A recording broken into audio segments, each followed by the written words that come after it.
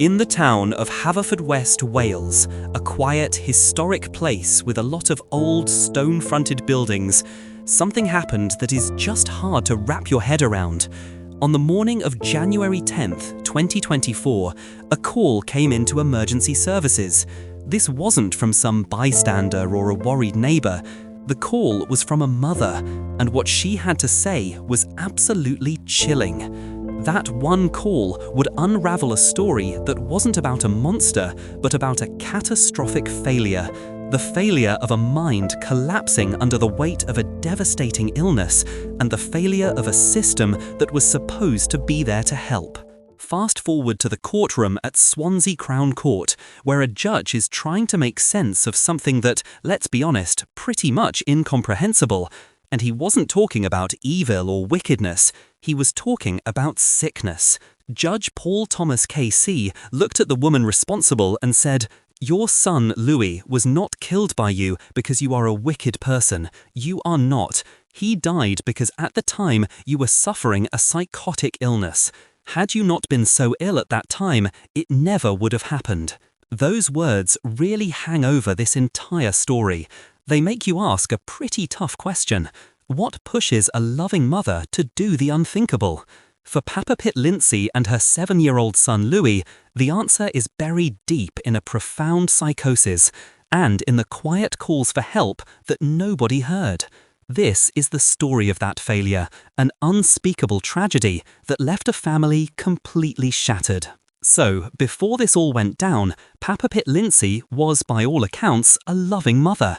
She was originally from Thailand and had moved to the UK in 2017, eventually settling with her family in this small market town, Haverfordwest, and there she was raising her son Louis.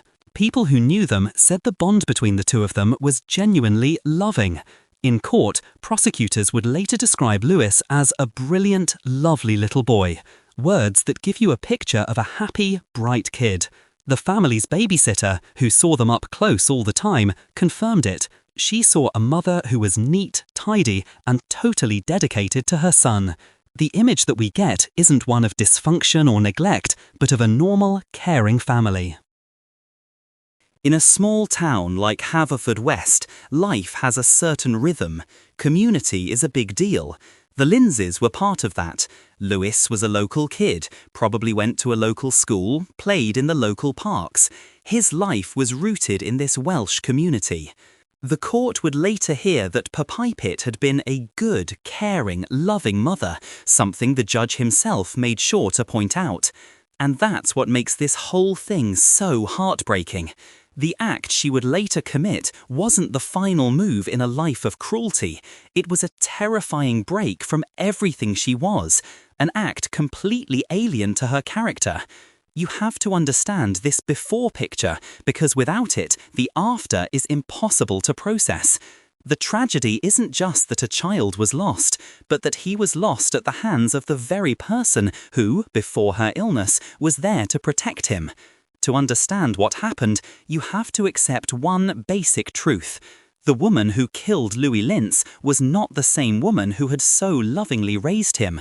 A different, much darker force had taken the wheel. The change, when it came, was fast, terrifyingly fast. In the weeks and especially the days before January 10th, the loving mother started to just disappear. She was replaced by someone her own babysitter could barely recognize. A visible decline, she called it. The woman who was always so neat and tidy became unclean and not looking after herself. Her behavior got erratic, and the things she said were totally unhinged from reality. The change wasn't a small one, it was a sudden and alarming break. Papa Pitt started talking about dark and pretty wild conspiracy theories. She was afraid of a new world order and believed global elites were harvesting children's blood to stay young. Her paranoia started to infect her own town. The Haverfordwest Leisure Centre, just a normal community spot, became evil in her mind. During a trip to a park, a place where she had no doubt watched Louis play, she started warning other people that the grass was poisonous. Now this wasn't just her being a bit eccentric. These were the clear, terrifying symptoms of a major psychotic break. 3 separate psychiatrists would later look at her case, and all of them came to the same conclusion. Papipit Lince was suffering from a severe mental illness. One of them, Dr. Owen Davis, gave the court the specific diagnosis: paranoid schizophrenia. Paranoid schizophrenia is a devastating illness. It doesn't just mess with your mood, it completely dismantles how you see reality. Dr. Davis explained that Papipit ticked all the boxes.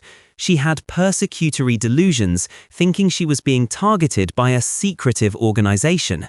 She was experiencing something called control and passivity disorder, which is a horrifying state where you feel like your own thoughts and actions are being controlled by something outside of you.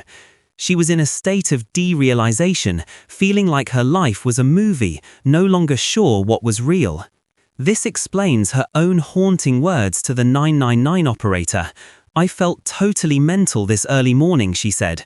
"I felt like a robot and I couldn't control myself and my mind. I was completely twisted." She felt like someone was telling her what to do, that she was a puppet. For her, that wasn't a figure of speech. For someone in the grips of paranoid schizophrenia, that feeling is terrifyingly real. The psychiatrist told the court, flat out, that her mental condition caused and was intrinsically linked to the killing. The loving mother was gone. In her place was a woman lost in a terrifying alternate reality, a world where leisure centers were evil, grass was poison, and a dark agency was in control of her every move. When someone's mind just shatters like this, so suddenly and completely, you have to ask the question, could anyone have stepped in and stopped it? This is where the personal tragedy of this family becomes part of a much bigger problem with mental health care. We don't know every single detail of Papipit's contact with health services, but her case shines a harsh light on the massive challenge of getting mental health care in the UK. Her husband, Ed Lindsay, was reportedly in a psychiatric ward himself at the time, which suggests the family was already on the radar of mental health services in some way. The prosecution's own psychiatrist was even asked to check if Papipit was just copying her husband's symptoms. The conclusion was clear: her illness was genuine and it was severe. But here's the thing, just being on the radar doesn't always mean help can get there in time.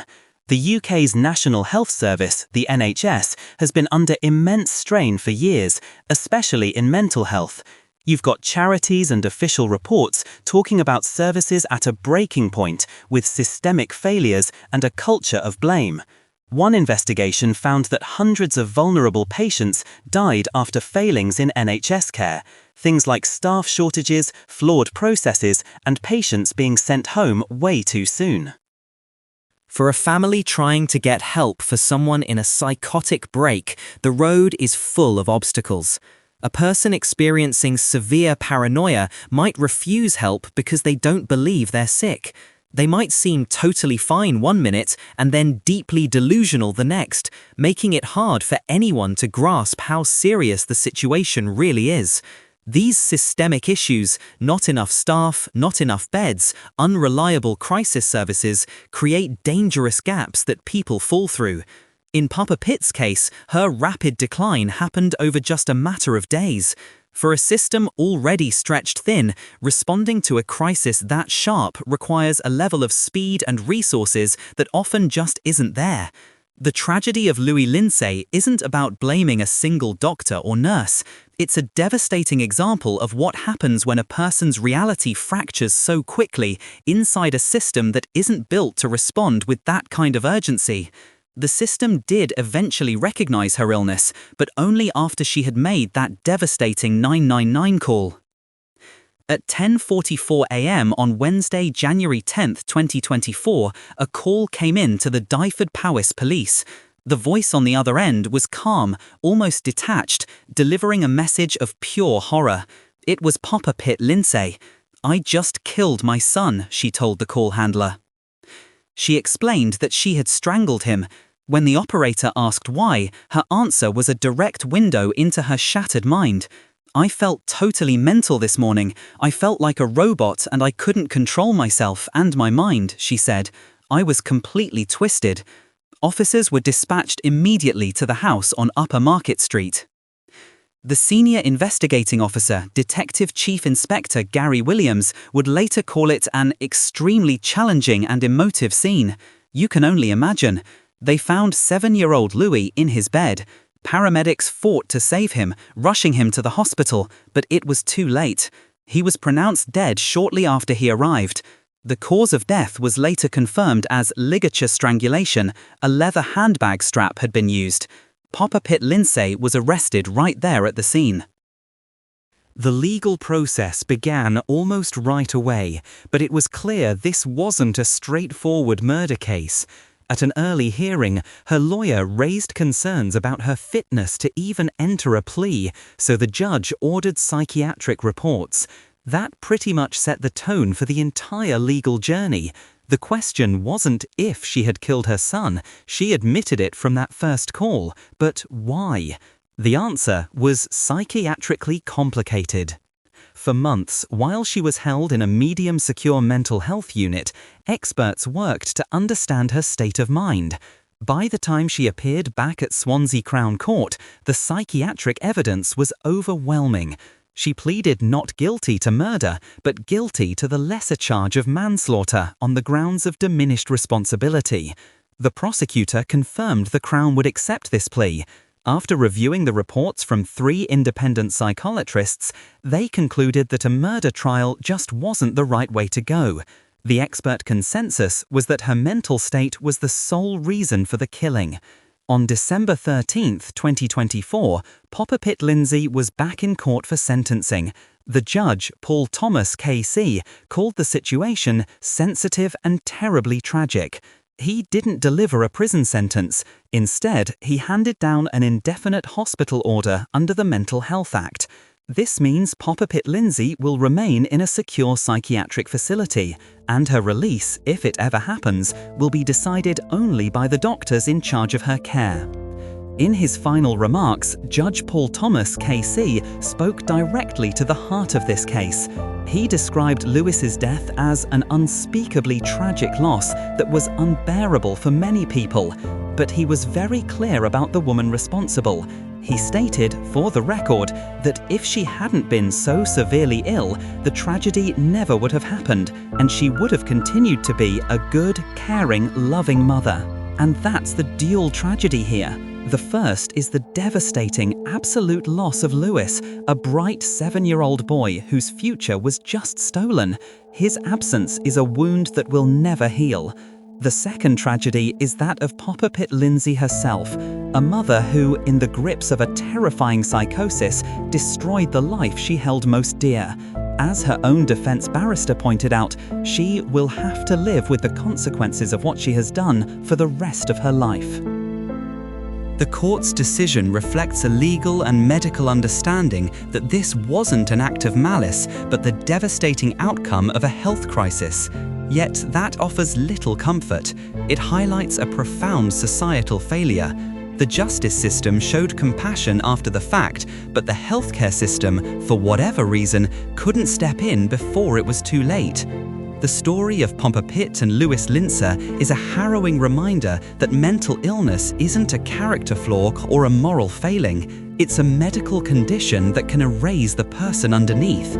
It leaves us with a lingering, uncomfortable question. How many more people are out there struggling with the quiet beginning of a severe psychosis, their families unable to find help in a system that's overstretched and under-resourced?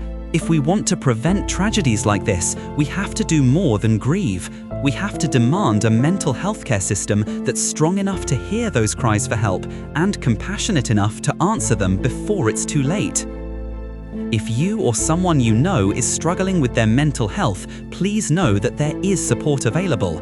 We've included links to resources in the description below. Reaching out is a sign of strength. Thank you for joining me on Murmurs of Crime. If this story moved you, if it made you pause and think about how fragile the line can be between love, illness, and tragedy, please take a moment to like, subscribe, and share. It truly helps this growing channel reach more people who care about stories that matter. And I'd love to hear your thoughts in the comments below. What struck you most about this case? Or is there another story you think deserves its own episode? I read and reply to every comment. I'll see you again very soon. Until next time, stay safe, stay kind, and never stop listening for the Murmurs of Crime. Bye for now.